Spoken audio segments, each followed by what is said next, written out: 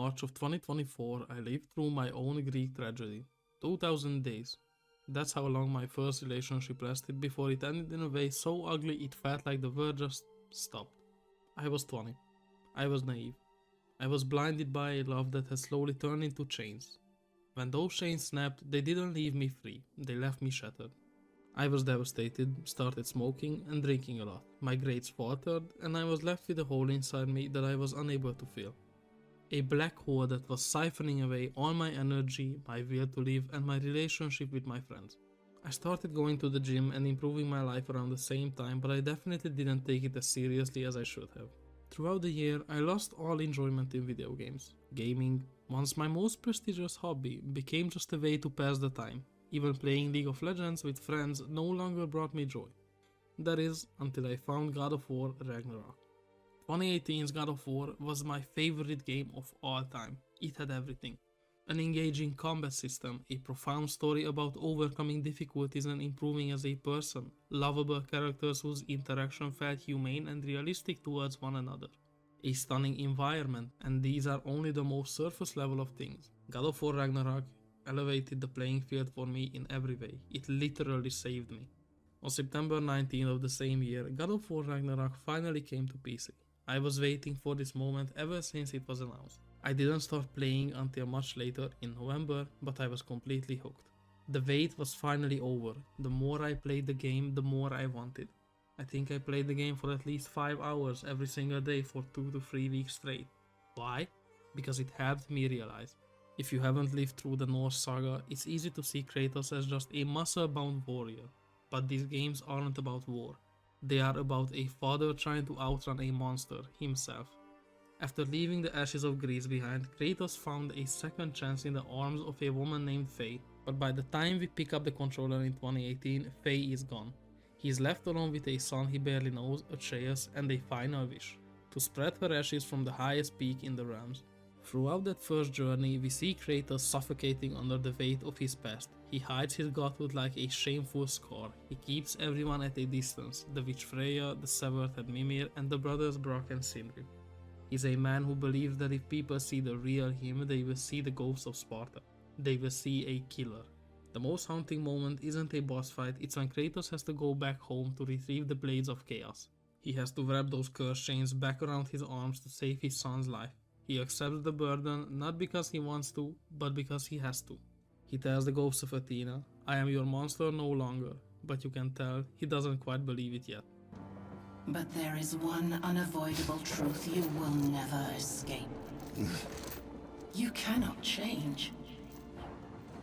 You will always be a monster. I know. But I am your monster no longer.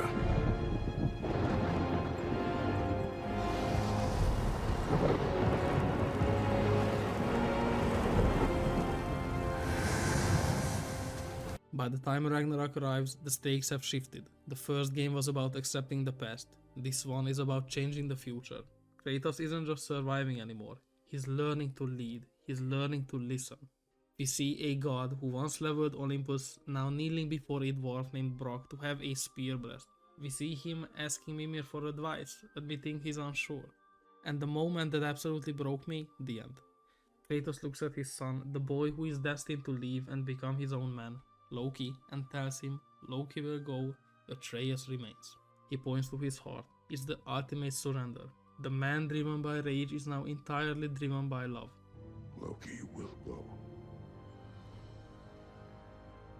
Atreus. Atreus remains.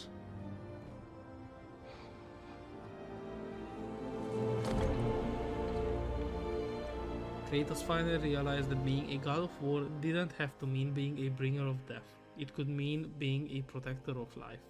So what does any of this have to do with a 20-year-old nursing a broken heart? Everything. These two games teach you not to define yourself by your past mistakes, and no matter what, you can still change for the better as long as you are willing to. I watched Kratos go back to his house to retrieve the Blades of Chaos. He hated them. They represented his worst self, his rage, his failure. I looked at my phone, at my old photos, at the gym membership I wasn't using. Those were my blades. Things that reminded me of a past I wanted to bury. But Kratos taught me something. You don't bury the past, you shoulder it. You use the strength you gained from the fire to protect the person you are becoming. This is what the game teaches us, to act, even when we are scared, when we are unsure about the outcome. To still experience emotions, but not let them control us any longer. Kratos' stoic mindset changed my views on life as well. Emotions don't control us, we just experience them. There should be a clear path in our mind, whether or not we feel angry, happy or sad. If we want to achieve greatness and success, we need to keep our composure and act accordingly. We must be willing to change and accept ourselves for who we are and not hate ourselves because of our past. We all make mistakes and we will keep on making them because we are still humans. But that's the beauty of life, the fact that we as humans are ever changing. Even Kratos, the literal god of war, who has no match strength-wise, still actively tries to avoid killing other gods unless deemed necessary. Just because he is better than others, which he knows, he is not trying to ascertain that. He is not driven by revenge anymore, but rather love. During Ragnarok, we see a couple of scenes featuring only Kratos and Faye, revealing to us how Faye started this whole process in him, how he was still the bitter person he was when they met. Hell, they even fought together, but because of love, she started a changing process in Kratos. Which is even more impressive because in the old games, Kratos killed his own wife and only daughter in a blinded rage created by Ares. For Kratos to go and try to form another bond with someone, an entirely new family, takes an immense amount of power internally. Kratos couldn't have changed alone. He needed Faye's love to soften him, Mimir's wisdom to guide him, and Brock's brutal honesty to keep him grounded. I realized I couldn't do it alone either. I started letting people back in, friends who challenged me, not just echoed me. Almost 2 years have passed since my life turned around because of the amazing storytelling of God of War, and I still look back at it often whenever I need to think with a clear head. Even small things change. My receding hairline, I went bald, grew a huge beard, mostly inspired by Kratos. What I was ashamed of became a source of pride, which ultimately led me to stop smoking altogether, to leave alcohol in the past, and stop focusing on people who tried to hold me back or put me down for trying to be better. I'm obviously not a god. I'm just a 22-year-old who got his heart broken. But because of a bearded man with an axe, I stopped being sorry. I started being better. I learned to accept things that are out of my control. I started focusing on things I can actually control. The way I treat people, who I let in, who I stand up to, and to stop watching from the sidelines. My story is mine to write, but I can't write it from the sidelines. I have to show up for the bad and the good with my head held high.